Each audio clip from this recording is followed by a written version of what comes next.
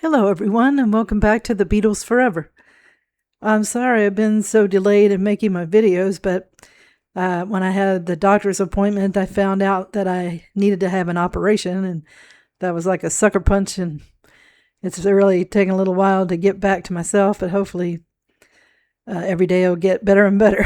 So we've all been intrigued by the story of Mal Evans and want to learn all we can about him, so let's see what's going on today, and I tell you, this is a great story that I never heard anything about, so let's see what happens.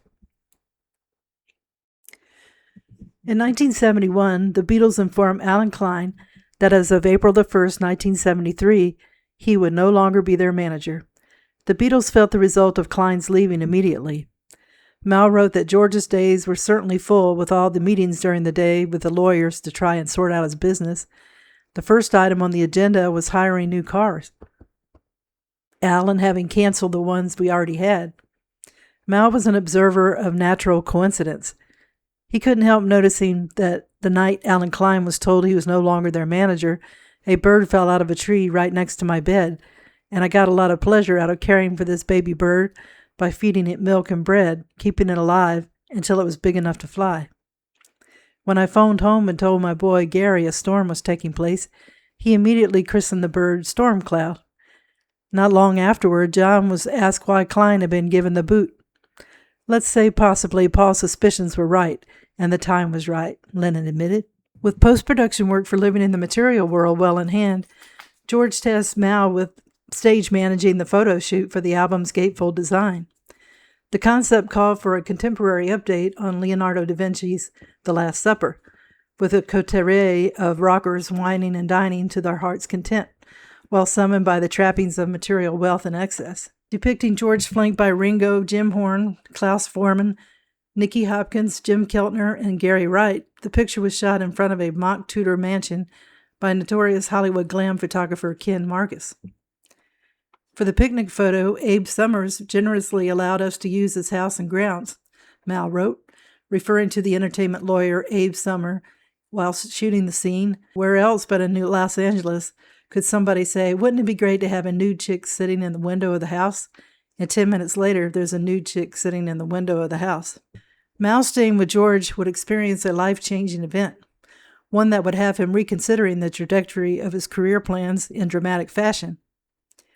During the week of April 17, 1973, after Ringo had returned from his rendezvous with Paul and Linda at the Apple Studios, the musicians reconvened at Sunset Sound to complete basic tracks for the Ringo LP.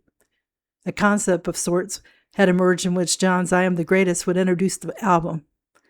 In order to provide a counterpoint, Ringo needed grand finale to bring the record to a close. Mal thought that he could do that with the song I'm Not Gonna Move, an unfinished composition he had begun in the Rishikesh 5 years earlier. It was late one night, and I had this song going round in my head, Mal recalled, and I asked George if he would help me out with the chords, because I don't play very well. He started playing on the piano, and it developed, and this is what it turned out to be. Ringo and his studio band recorded the basic track for Mal and George's co-written song, You and Me, Babe, with Ringo on the drums, Klaus on the bass, George on electric guitar, Nicky Hopkins on electric piano, and songwriter and record producer Vinnie Poncia on acoustic guitar. With Mal's lyrics, Ringo provided his listeners with a warm send-off into the night, where he'd be sure to keep on praying, a pastime very much shared by the song's primary composer. Now I want to tell you, the pleasure really was mine. Yes, I had a good time, singing and drinking some wine, and when the sun sets in the sky and you close your weary eyes, I'll be in some club getting high. That's no lie. Sometime after George was in Southern California, Mal had gone out with a girl only known as Pandora, probably a dancer name. Pandora worked at Pippi's, a private discotheque and backgammon club that had recently been founded by L.A. real estate mogul Stan Herman and Playboy's Hugh Hefner. During their date, Mal had taken Pandora to the Rainbow Bar and Grill.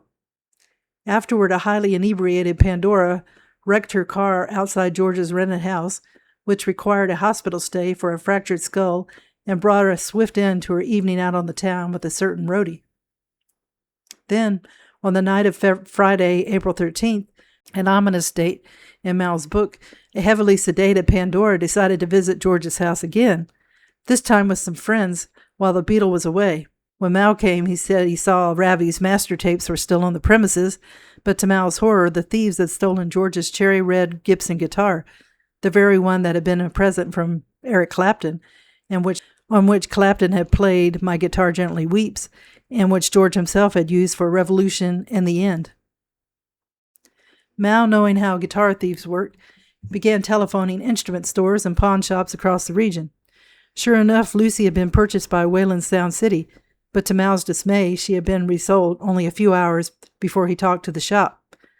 George, in the meantime, kept working with Shankar at A&M Studios. I wonder how George felt about all this. Mal was glued to the phone, trying to find out where the guitar was. Things might have ended there, but Pandora had a guilty conscience. She phoned Mal and said that she had gone to George's house hoping to hear one of the recordings he had made with Ravi. Instead, what had been desire to listen to a song had gotten out of hand, Mal wrote, her companions ignoring all her pleas and stealing everything they could lay their hands on. It was just as well, I found out, that I hadn't interrupted that particular scene, for one of the guys was carrying a gun and told her at the time if either I or George showed up, he'd blast us with it. And that's when things got weird. The night she phoned me about it, Mal continued, I drove around to her apartment, finding her very distressed and upset about what she'd done. There was a friend of hers sitting on the sofa, and after I had been there several minutes, being my usual understanding self, the guy stood up and showed me a huge knife that he had been holding behind his back, saying, "If you'd have walked in here and had a go at her, I would have stuck you with this." For a split second, Mal fell into a state of shock, before righting himself and saying, "Don't ever pull a knife on me unless you intend to use it."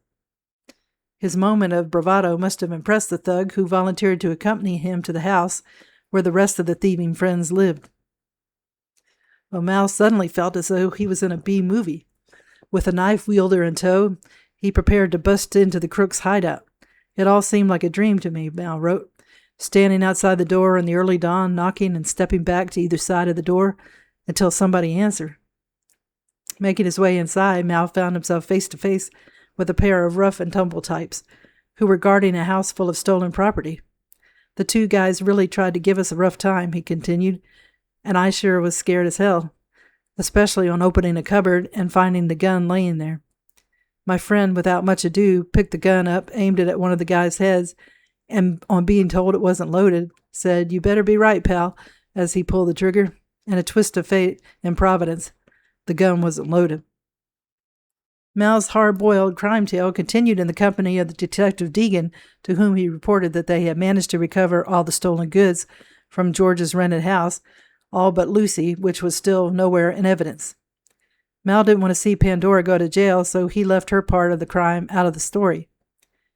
But Mal wasn't sure the detective believed him. I'm sure he knew something had happened other than what I had told him, and he could only take my word for it, and the case was closed, Mal wrote. Even though Mal had not pressed charges and taken things further, Pandora had a guilty conscience, and it pushed her to the point of suicide. Pandora was admitted to the psychiatric ward at UCLA Hospital. The story didn't end with that.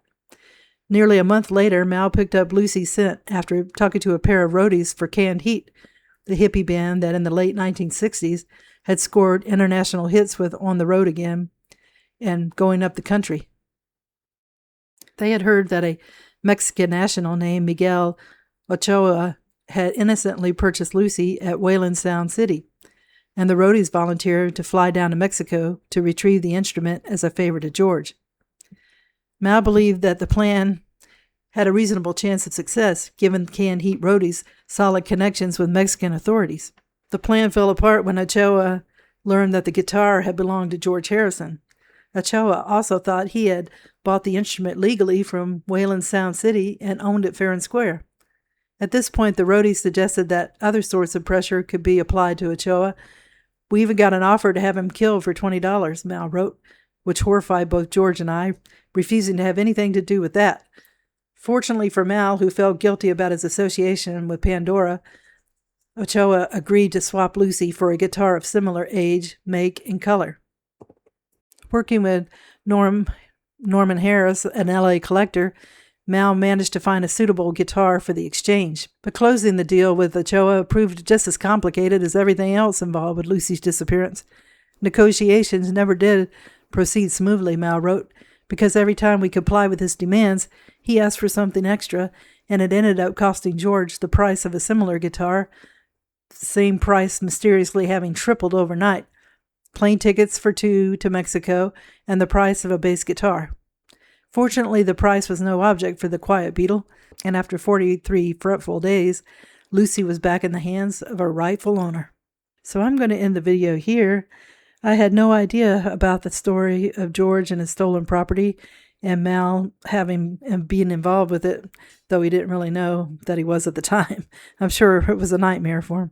I hope you enjoyed the video, and if you haven't subscribed, if you could do it, it would help the channel to grow, as well as giving a thumbs up. It's all a great help.